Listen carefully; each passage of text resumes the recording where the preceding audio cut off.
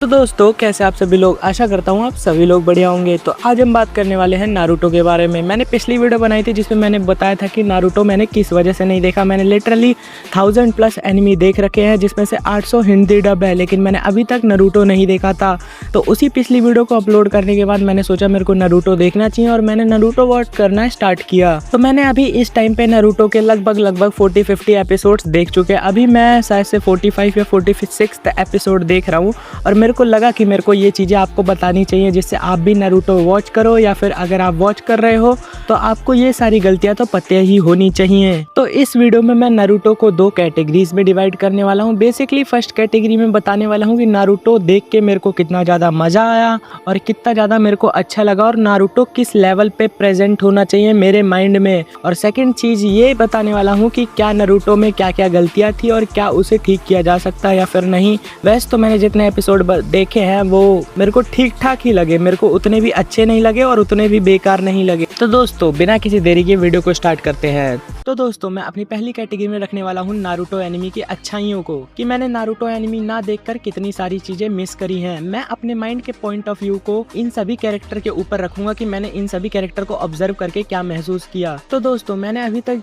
लगभग 40 या 41 एपिसोड देखे हैं नारुतो के, जिसमें से मेरे को कुछ ही कैरेक्टर अभी तक मेन लगे हैं, जैसे अपना नारुतो हो गया, सास्के हो गया और एक सकुरा हो गई और अपना इताची उचिहा बोल रहा हूँ मैं, काकाशी सेंसे। तो सबसे पहले बात करते हैं काकाशी सेंसे के बारे में। काकाशी सेंसे से पहले नारुतो का जो सेंसे था वो कोई और था, उसका नाम मेरे को नहीं याद, लेकिन वो बहुत बढ़िया सेंसे था। लिटरली नारुतो को किसी ने भी एक्सेप्ट नहीं किया था, लेकिन तब भी नारुतो के पुराने वाले सेंसे वो भी नारुतो की तरह विदाउट फैमिली रहते थे और नारुतो भी विदाउट फैमिली रहता था, इसलिए दोनों के बीच में कनेक्शन हुआ और दोनों आपस में अच्छे से रहने लग गए। वो नारुतो को सारी चीजें सिखाते थे जो नारुतो भी सीखता था। बेसिकली नारुतो तो बहुत ज्यादा शैतान लड़का था, लेकिन तब भी उसके सेंसे उसे संभाल के रखते थे और नारुतो का बस एक ही सपना था, होकागे बनना, लेकिन उसके सेंसे उसे बनने नहीं दे रहे थे। बेसिकली बनाना तो बहुत अच्छे से चाहते थे, लेकिन वो सोचते थे कि नारुतो पहले बहुत ज्यादा अच्छा बन जाए, उसके बाद ही मैं इसे उस पाथ पे चलाऊंगा। तो अब बात करते हैं जो उसके प्रेजेंट सेंसे हैं, काकाशी सेंसे। भाई वो क्या ही ऑरा फार्मिंग बंदा है, क्या बोलूं मैं उसके बारे में। एक तो वो एक आंख पे पट्टी बांध के रखता है और जैसे ही गोजो स्टाइल में वो एक आंख खोलता है अपनी, भाई क्या ही बोलूं, उसकी जो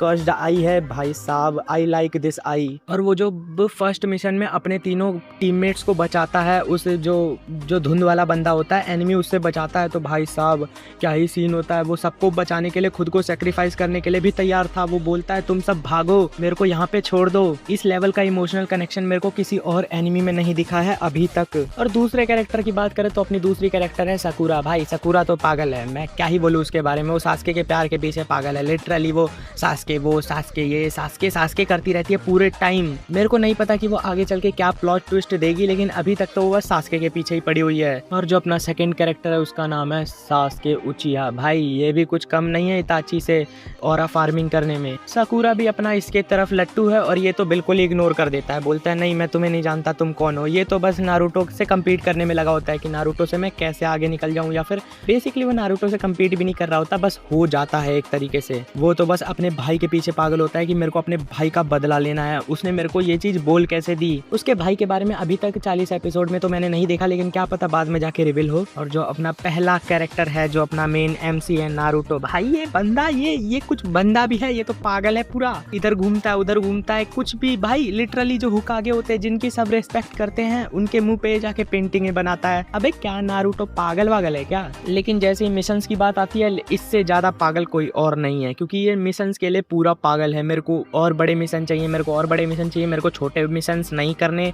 जाके होकागो को तो परेशान कर देता है ये। तो अब बात करते हैं ओवरऑल गुडनेस की, कि नारुतो में मेरे को क्या क्या चीजें अच्छी लगी। सबसे पहले तो इमोशनल कनेक्शन। नारुतो ने मेरे को लिटरली इमोशनली कनेक्ट कर दिया अपने एनिमी से। भाई मैं सोच भी नहीं सकता इतना इमोशनली कोई एनिमी कनेक्ट भी कर सकता है। एक बार को अटैक ऑन टाइटन अलग चीज है, लेकिन नारुतो भाई साहब क्या बोलूं मैं एक बार इस एनिमी को देखना स्टार्ट करता था तो लिटरली छोड़ नहीं पाता था। नहीं तो 10-15 एपिसोड के बाद ही मैं ब्रेक लेता था।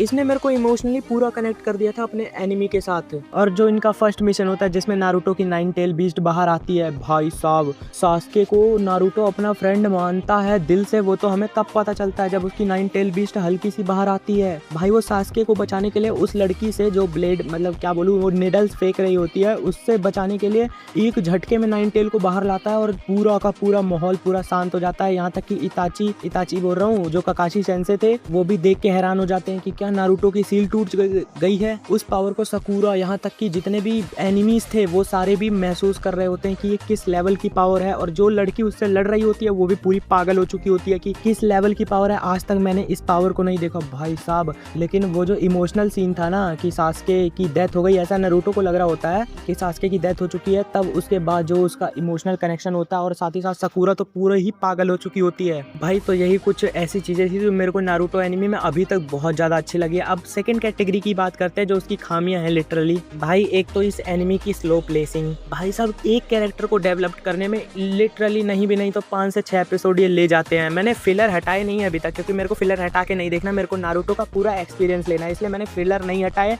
और भाई लग रहा है ये मेरी सबसे बड़ी गलती थी क्योंकि भाई साहब ये इतनी ज्यादा स्लो प्लेसिंग करता है नारुतो एनिमे कि 5-5 एपिसोड लगा देता है एक कैरेक्टर या फिर एक फाइट सीन के बिल्डअप के लिए। और दूसरी गलती तो ये है कि जैसे अभी एक फाइट सीन चल रहा है, फाइट सीन के अंदर एक पर्टिकुलर मेन थीम चल रही है, उस थीम पे ले जाके पूरा स्टक कर देंगे।